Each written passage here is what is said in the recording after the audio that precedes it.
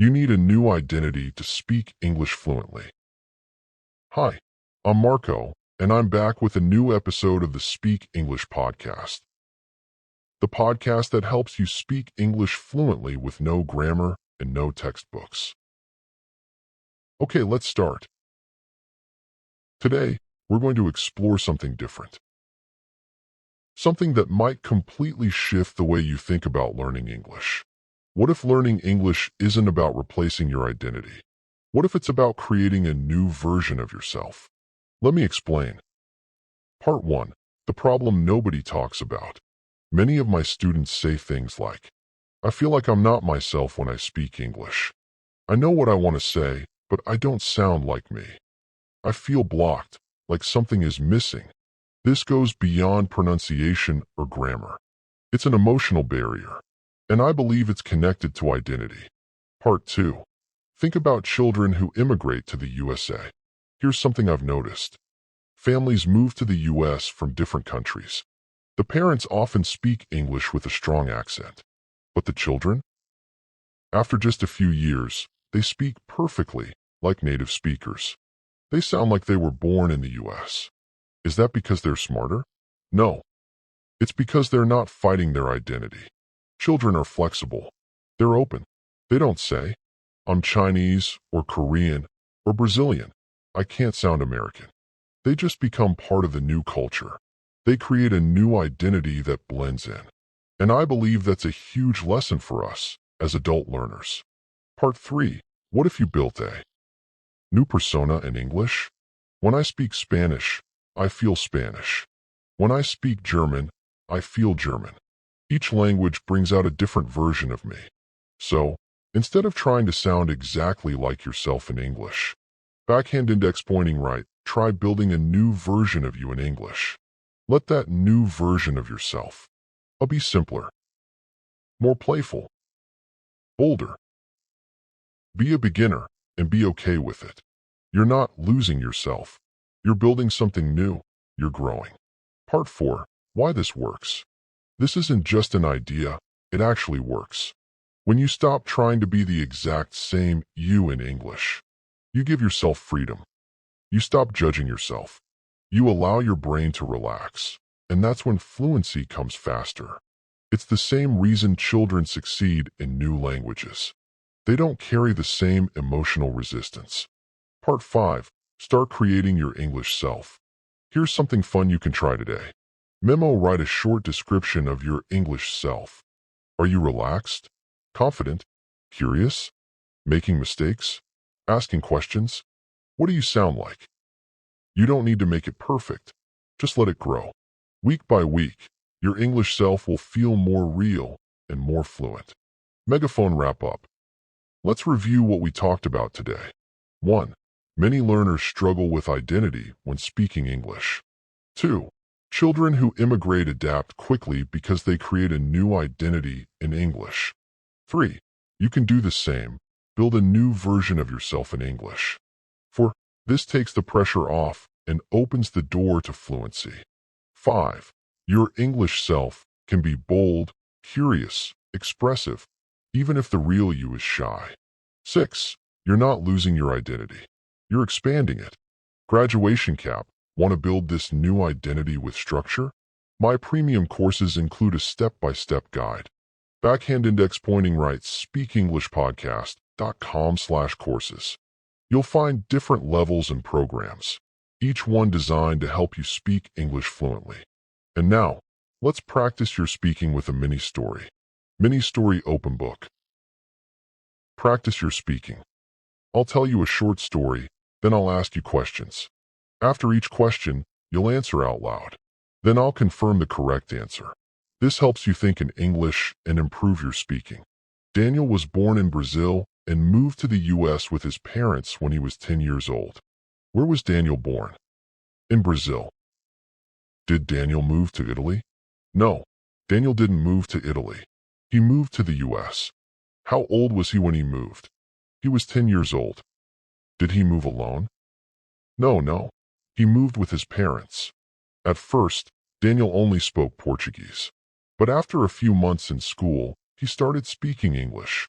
with a perfect American accent. Did Daniel speak English at first? No, he only spoke Portuguese. How long did it take him to start speaking English? A few months. It only took him a few months to start speaking English. Did he have a strong accent? No, he had a perfect American accent. Why did he speak like a native speaker? Because he was young, open, and didn't resist becoming part of the new culture. Daniel didn't try to sound Brazilian in English. He just let himself become Daniel in English, a little more confident, more relaxed, and a little funnier, too. Did Daniel try to sound exactly like himself in Portuguese? No, he allowed himself to be different in English. What was Daniel in English like? More confident, more relaxed, and a little funnier. Was he pretending to be someone else? No, he wasn't pretending. He was creating a new version of himself. Years later, Daniel's father still spoke English with a heavy accent and was afraid of making mistakes. He didn't want to lose himself. Did Daniel's father speak English easily? No, he struggled and spoke with a heavy accent. Was he confident like Daniel? No, he was afraid of making mistakes. Why was he afraid? Because he didn't want to lose his identity. One day, Daniel told his dad, "You don't have to replace who you are. Just build a new version of you in English. It can be fun." What advice did Daniel give his dad? To build a new version of himself in English. Did he say, "You must speak perfectly"? No, he didn't talk about perfection. He talked about enjoying the process. Did he say English should feel like pressure? No, he said it could be fun, like building something new. Little by little, Daniel's father started trying. He listened more, smiled when he made mistakes, and created English Dad, a version of himself who was learning, laughing, and getting braver. Did Daniel's dad change overnight? No, he changed little by little. What did he start doing? He listened more, smiled at mistakes, and created his English version. Was this version perfect? No, it wasn't perfect, but he was braver and happier. And that's how both father and son learned the same language. One as a child and one as an adult, with different styles, but the same secret. Backhand index pointing right, it's not about replacing yourself. Backhand index pointing right, it's about building something new. Party popper, that's the end of today's mini story. You can do the same. Create your English self. Make it fun. Make it real. Make it yours. Want my step-by-step guide to speak English fluently? In today's world, the better your English, the more you can partake in all things global, from internet culture that knows no borders to international business that crosses them. And while speaking English fluently can open new doors and expand your horizons, it's important to remember that fluency is not about perfection. It's about feeling at ease with the language and being able to express your truth with it. Here's how to start speaking English more fluently in 10 steps. 1. Use idioms. Using idioms is a hallmark of fluency and a sign that you understand and appreciate the more poetic side of the language. English is rich in idioms, and native speakers love to pepper their speech with these colorful expressions. So what is an idiom? An idiom is a phrase that paints a picture instead of relying on the literal meaning of the words it's made up of. For example, an English speaker might say, "break a leg," to a friend before an exam. They don't literally hope their friend breaks a leg. It's simply another way of saying good luck. Start off by mastering the top 20 idioms in English. Then move on to a more extensive list or focus on idioms specific to nature, the human body, or food. 2. Use the right idioms. Once you've got the most popular English idioms down, remember that using the right ones, a British English one in the UK or an American English one in the US, is what will set you apart as a truly fluent speaker of English. While many idioms are shared regardless of which dialect you speak, there are some important differences. In American English, you say to toot your own horn, meaning to praise your own skills or abilities, while in British English you say to blow your own trumpet. In American English, you say to tear into someone, meaning to attack someone with words, while in British English you say Have a go at someone. For more on American verses, British idioms, go here. 3. Work on your words. To level up your English, you need to focus on expanding your vocabulary. The richer and more varied your word choice, the more fluent you will sound. Because English has the biggest vocabulary in the world, approximately 750,000 words and counting, you have a lot of words to choose from. This is an exciting part of working towards fluency, but can also make it difficult. Being fluent doesn't just mean knowing lots of words, but knowing exactly when to use them. Start off by training yourself to use very and really less and using a more precise, sophisticated word to convey what you want instead. For example, instead of very lucky, say fortunate. Instead of very good, say exceptional. Instead of very interesting, say intriguing. Check out more examples in this helpful video or this one. 4. Learn in chunks. Speaking our native language is easier because we rely on phrases instead of looking for new ways of putting together words each time we want to express something. Neuroscientists have been able to show that developing short patterns helps the brain retrieve and use new words in the heat of the moment. Do this by putting new words you've learned into phrases that you memorize right away. It's not only more effective as a memorization strategy, but will help you sound more fluent over time. 5. Pick a dialect or not. When trying to work towards fluency, it can help to pick a dialect, accent plus specific vocabulary or grammar, to emulate. This is important if you interact with native speakers all the time or want to fit in your adoptive country. There are more than 100 English dialects to choose from American and British English to Irish, South African, and Kiwi, New Zealand, among many others.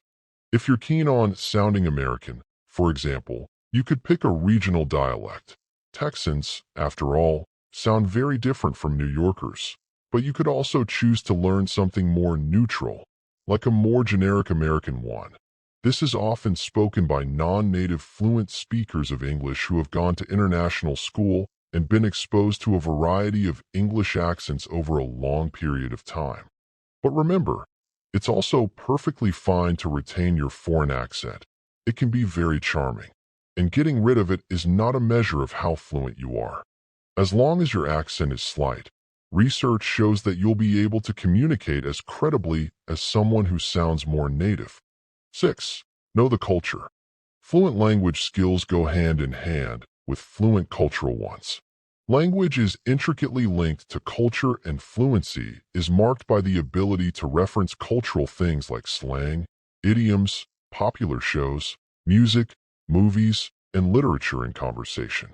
If you're aiming to become fluent in British English, for example, make sure you spend as long as possible in Britain, see the last point, and immerse yourself in British culture, humor, TV shows, and literature. 7. Master slang. Being able to use slang is another hallmark of fluency. Although a lot of English slang these days is global and goes out of fashion quicker than you can mutter slang, some is specific to, say, Aussie English. Start off by knowing your way around local slang, British, for example, and becoming familiar with the latest, global, English slang terms. You should also make sure you know the most common abbreviations and slang words used on WhatsApp and other informal, written forms of English. Some of these are even used in spoken language these days. 8. Binge some shows. One of the best ways to become fluent is to spend hours on your couch or in bed watching stuff. Yes, you read that right. You now have an excuse to binge on your favorite shows on Netflix. To become fluent in English, you have to be exposed to how it is used by native speakers in a variety of contexts. Watching everything from reality shows to contemporary, scripted shows and documentaries helps you absorb vocabulary, slang, expressions, and accents while chilling out. Try turning the English subtitles on to connect what you hear with how the word is written, or turn them off to focus solely on how things sound. 9. Imitate others.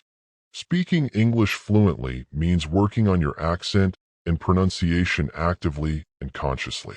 One of the most effective ways to do this is to imitate how others speak. Pick a celebrity or other native speakers you like and try to imitate how they speak, paying special attention to their rhythm and intonation. One way of doing this is listening to audiobooks of your favorite actors reading their autobiographies. Try Matthew McConaughey's Green Lights, for example. You'll get to know them better and be exposed to how they speak for hours on end. You can also watch or listen to interviews they've done on YouTube or for a podcast. 10. Immerse yourself. True fluency can really only be achieved by putting the language to use each and every day in a range of settings, from a coffee date with a friend to a presentation at school. Full immersion, working or studying in an English-speaking country, is a known pathway to fluency because it ensures you hear and use English from the moment you wake up to the moment you fall asleep. You may even start dreaming in English. In essence, you'll be putting points 1-9 into use naturally and for extended periods of time, turbocharging your learning journey. For the full effect, in terms of linguistic and cultural fluency, consider staying in an English-speaking country for at least a few months, ideally 6 or more. This gives you enough time to practice and will put you on a sure path to speaking English fluently.